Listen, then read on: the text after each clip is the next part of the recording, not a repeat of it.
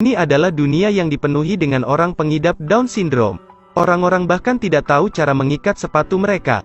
Tetapi anak ini berbeda. Sebelum dia lahir, orang tuanya seharusnya senang. Dokter sedikit canggung, karena melalui tes, anak ini sedikit berbeda dengan semua orang. Mendengar ini sang ibu tidak bisa tersenyum lagi. Ternyata anak laki-laki itu adalah janin yang tidak normal. Dokter mengatakan orang tua dapat memutuskan apakah mereka ingin merawatnya atau tidak. Mereka akhirnya memilih untuk melahirkan anak laki-lakinya. Tetapi petugas medis hanya peduli tentang bayinya. Bersiaplah dalam penelitian nanti. Sang ibu yang baru melahirkan tidak peduli sama sekali. Suaminya juga hanya menarik alarm. Sejak ada bayi itu, seseorang memanjat di jendela untuk mengamati. Ketika ia besar, semakin banyak orang yang melihat. Tidak peduli siang atau malam. Mereka tidak pernah berhenti. Bertahun-tahun kemudian ia akhirnya bersekolah. Orang tuanya tidak mau melihat dia ke sekolah. Baru saja masuk kelas, dia melihat tali sepatu mereka berantakan. Sang guru tidak tahu harus berbuat apa, karena ia juga tidak bisa mengikat sepatunya sendiri. Tetapi anak ini dengan mudah melepaskan tali sepatu yang terikat. Hari ini adalah ulang tahunnya yang kelima. Orang tuanya membelikan sepatu boot kulit baru untuknya. Sebelum semua orang terkejut, ia menutup matanya dan mengikat sepatunya. Melihat adegan ini, anak-anak menjadi bingung. Sejak saat itu, teman-temannya selalu mengantri panjang setiap hari, meminta dia untuk membantu mengikat sepatunya. Orang tua dia membawanya ke pertandingan tinju. Dia sulit dimengerti. Peraturannya adalah siapa yang memeluk terlebih dahulu, dia yang kalah. Ketika menghadapi aturan seperti ini, dia sangat kebingungan. Dan lawannya adalah anak yang bertubuh besar. Kemudian wasit membunyikan bel untuk memulai permainan. Tak disangka anak itu langsung mengalahkan lawannya dengan anggukan kepala. Penonton dan wasit tiba-tiba terdiam. Di dalam pikiran semua orang anak ini sakit.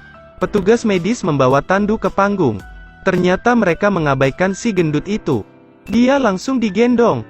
Dia dibawa ke rumah sakit untuk diperiksa di seluruh tubuh. Akhirnya dokter menemukan penyebabnya. Ternyata itu karena dia memiliki sedikit kromosom dari biasanya. Perawat mencarinya di saku celananya. Orang tuanya pun mencari di seluruh rumah, tetapi juga tidak menemukan jenazah yang hilang.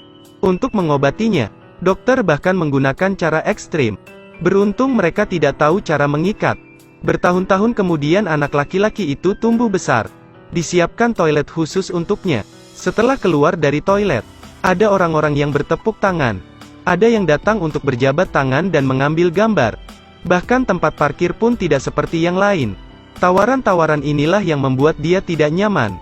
Ketika ia melihat seseorang tidak bisa mengikat sepatunya, karena dia takut dianggap tidak normal. Saat pulang dia melihat orang tuanya sedang bermesraan. Dia juga ingin mencari belahan jiwanya. Jadi dia keluar dari rumah. Dia melihat orang lain saling berpelukan. Dia tidak bisa menahan diri setelah melihatnya. Ketika wanita itu memandangnya, dia cepat-cepat menarik tirai. Dia harus pergi ke tempat lain. Tapi hasilnya tetap sama. Tidak ada wanita yang mencintai orang yang tidak normal seperti dia. Orang tuanya juga terganggu karena ini. Mereka membawanya ke psikiater. Akhirnya ia menyadari bahwa ia terperangkap dalam tubuh yang salah. Jadi dia membuat keputusan yang beresiko.